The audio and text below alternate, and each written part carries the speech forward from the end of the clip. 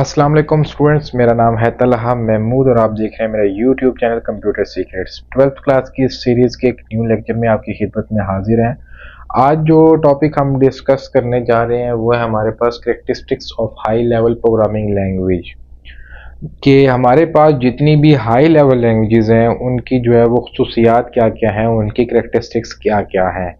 जब पहले हमने जो है वो हाई लेवल और लो लेवल लैंग्वेज को पढ़ा था तो उसमें भी जो है वो जब मैंने डेफिनेशन और की पॉइंट्स लिखे थे तो उसमें भी किसी हद तक जो है वो कैरेक्टरिस्टिक्स हाई लेवल लैंग्वेज की क्लियर होगी थी, बट ये जो है वो हाई लेवल लैंग्वेज की जो है वो एक प्रॉपर जो है मैंने क्या की है कैरेक्टरिस्टिक्स लिखी हैं।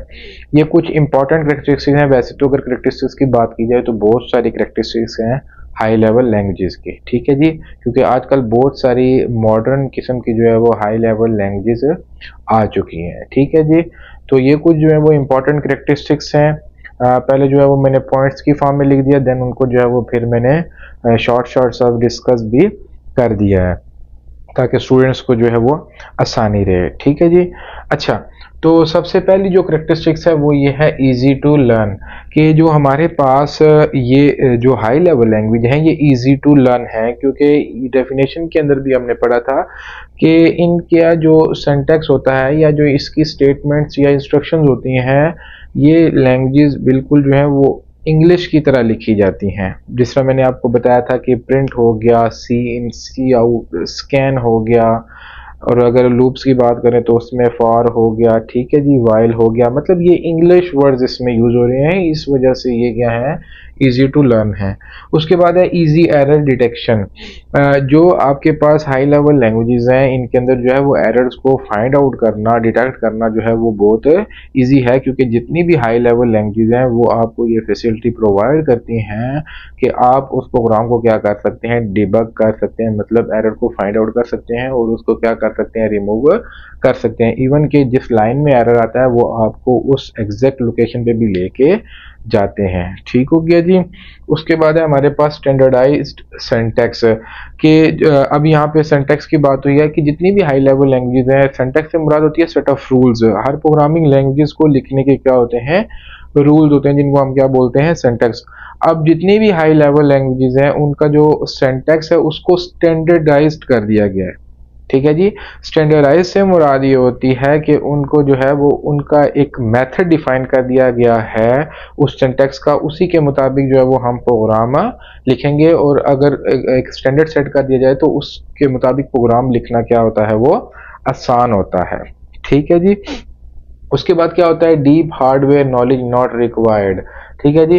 कि मतलब हार्डवेयर की यहाँ पे जो है वो नॉलेज नहीं रिक्वायर्ड होती, क्योंकि ये हाई लेवल लैंग्वेजेस हैं, इनके अंदर जो है वो कन्वर्टर होता है जो क्या करता है स्टेटमेंट्स को ऑटोमेटिकली क्या कर देगा, मशीन लैंग्वेज में कन्वर्ट कर देगा।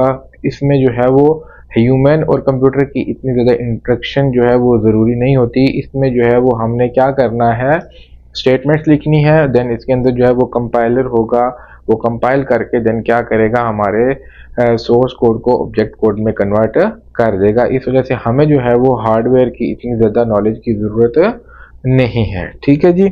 हार्डवेयर का जो है वो यहाँ पे ही मिसिंग है।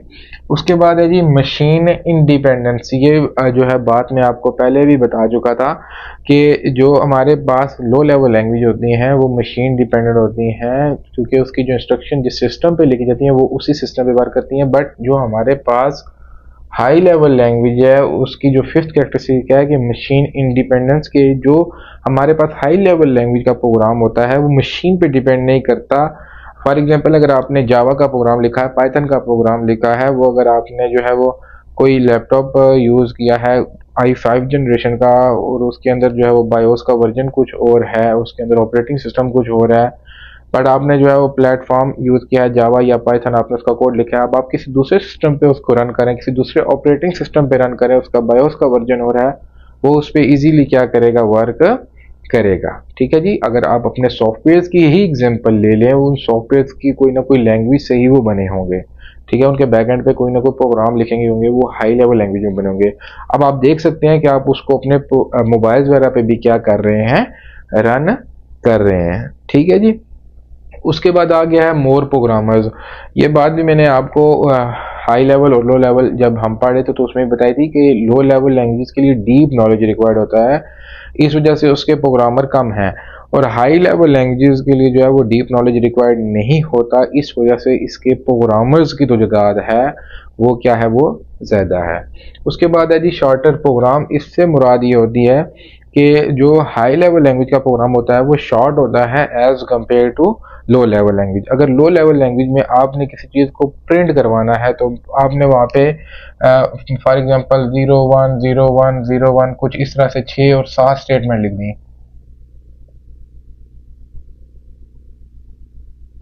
अब ये सारी की सारी मिलके क्या करेंगी, प्रिंट। तो हो सकता है कि हाई लेवल लैंग्वेज में सिर्फ आप ये इंस्ट्रक्शन लिखें तो आपकी कोई ना कोई चीज़ प्रिंट होगी। मतलब यहाँ पे आपके पास क्या हो गया, हाई लेवल लैंग्वेज में प्रोग्राम शॉर्ट हो गया और लो लेवल लैंग्वेज में आपके पास क्या हो गया है, प्रोग्राम जो है वो लेंथी होता है। ठीक है जी। तो ये नीचे मैंने पॉइंट्स को भी जो है वो डिस्कस कर दिया, 3 पॉइंट लिखे हैं, 3 पॉइंट जो है उसके बाद जो 4 पॉइंट है वो फिर फर्दर हम डिस्कस करेंगे। इजी टू लर्न, वही बात जो मैंने आपको पहले बताई कि these are English like language, कि ये जो लैंग्वेज होती हैं इनके अंदर जो वर्ड यूज होते हैं वो इंग्लिश की तरह यूज होते हैं, इस वजह से ये क्या है, वो इजी टू लर्न है। Easy error detection, easy to read and modify, it make it easy to find error in a program, कि इसके अंदर जो है वो एरर डिटेक्शन इजी है क्योंकि हम इजीली प्रोग्राम को रीड भी कर सकते हैं, उसको मॉडिफाई कर सकते हैं, मॉडिफाई मतलब चेंजिंग कर सकते हैं, और इसके अंदर ये फैसिलिटी प्रोवाइड की जाती है कि आप इजीली एरर को फाइंड आउट करके उसको क्या कर सकते हैं, हम रिमूव कर सकते हैं। ठीक है जी। उसके बाद है standardized text syntax, the syntax of high level language is standardized. ठीक है जी, कि जो हमारे पास सिंटैक्स होता है हाई लेवल लैंग्वेजेस का वो क्या हो गया है, उसको स्टैंडर्डाइज कर दिया गया है। मतलब these languages describe a well defined way of writing a program. ठीक होगा जी। इन लैंग्वेजेस के अंदर क्या हो गया है, एक वे डिफाइन कर दिया गया है, मतलब एक स्टैंडर्ड सेट कर दिया गया है, उसी के मुताबिक हम क्या करेंगे, प्रोग्राम लिखेंगे। ठीक है जी। स्टैंडर्ड से मुराद क्या होती है, जिस तरह के हम एक स्टैंडर्ड सेट करते हैं कॉलेज के अंदर कि कोई भी बच्चा जो है वो यहाँ पे 80 से लेस परसेंटेज वाला नहीं होगा, वो एक स्टैंडर्ड सेट हो गया। इट्स मीन कि वहाँ पे जितने भी बच्चे होंगे वो क्या होंगे, वो 80 प्लस परसेंटेज वाले होंगे। इसी तरह जो आपके पास हाई लेवल लैंग्वेजेस है इसको लिखने की का एक जो है वो क्या कर दिया गया है, एक रूल सेट कर दिया गया, एक स्टैंडर्ड सेट कर दिया गया है, और प्रोग्रामर क्या करेगा, उसी के मुताबिक प्रोग्राम लिखेगा, जो कि इतना ज़्यादा कॉम्प्लेक्स नहीं होता। तो ये इसकी करेक्टरिस्टिक्स में ही आएगा। नेक्स्ट जो है वो हम डिस्कस करते हैं deep hardware knowledge not required, machine independence, more program और शॉर्टर प्रोग्राम को जी। नेक्स्ट 4 जो है वो करेक्टरिस्टिक्स हमारे पास यहाँ पे लिखी हैं, deep hardware knowledge not required, machine independence, more programmers और शॉर्टर प्रोग्राम। सबसे पहले जो है वो हमारे पास क्या है, deep hardware knowledge not required, a programmer can write efficient program without a deep knowledge of hardware. High level languages के अंदर जो है वो प्रोग्रामर को डीप हार्डवेयर मतलब ज़्यादा जो है वो हार्डवेयर की नॉलेज की रिक्वायरमेंट नहीं होती है, कि आया कि सीपीयू इंस्ट्रक्शन को कैसे एग्जीक्यूट करेगा, रैम जो है वो कैसे डाटा को होल्ड करेगा, क्योंकि ये जो लैंग्वेजेस हैं इनके अंदर कंपाइलर्स होते हैं, वो कंपाइलर्स क्या करते हैं, इन प्रोग्राम्स को कन्वर्ट कर देते हैं कंप्यूटर अंडरस्टैंडेबल फॉर्म में। हाई लो लेवल लैंग्वेजेस के अंदर जो है वो हार्डवेयर नॉलेज रिक्वायर्ड होता है, क्योंकि हमने same as it is hardware के मुताबिक प्रोग्राम लिखना होता है, क्योंकि उसमें जो है वो प्रोग्राम कन्वर्ट नहीं होता, वो डायरेक्टली अंडरस्टैंड करता है कंप्यूटर को, इस वजह से हमें बहुत ज़्यादा हार्डवेयर नॉलेज की रिक्वायरमेंट भी वहाँ पे होती है। ठीक है जी। उसके बाद आ गया है मशीन इंडिपेंडेंस। मशीन इंडिपेंडेंस से प्रोग्राम से मुराद ये है कि इसमें जो प्रोग्राम जो आप हाई लेवल लैंग्वेज में लिखते हैं वो एक कंप्यूटर से दूसरे कंप्यूटर में भी चलाया जा सकता है, या एक ऑपरेटिंग सिस्टम के दूसरे डिफरेंट ऑपरेटिंग सिस्टम में भी उसको रन किया जा सकता है। ठीक है जी। मिसाल के तौर पे अगर आपने जो है वो विंडोज़ के अंदर जो है वो प्रोग्राम लिखा है, तो सी का प्रोग्राम हो गया, जावा का, पाइथन का, वो आप प्रोग्राम जो है वो मैक ओएस या उसके बाद एंड्रॉयड के ऊपर भी जो है वो उसको रन कर सकते हैं। ठीक है जी।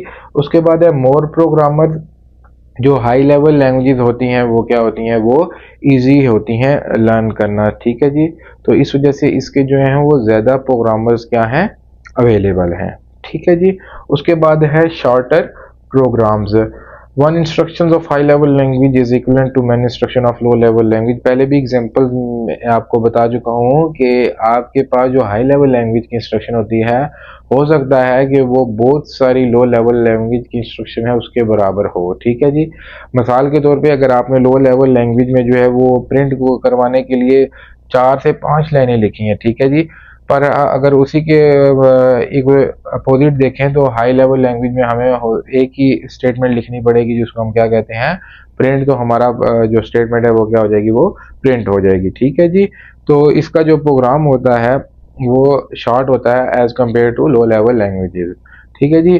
तो ये सारी की सारी जो है वो करेक्टरिस्टिक्स हैं हाई लेवल प्रोग्रामिंग लैंग्वेज की, उसमें चाहे वो सी आ जाए, सी प्लस प्लस, पाइथन, जावा, जितनी भी हैं ये उसकी जो है वो इम्पोर्टेंट करेक्टरिस्टिक्स हैं।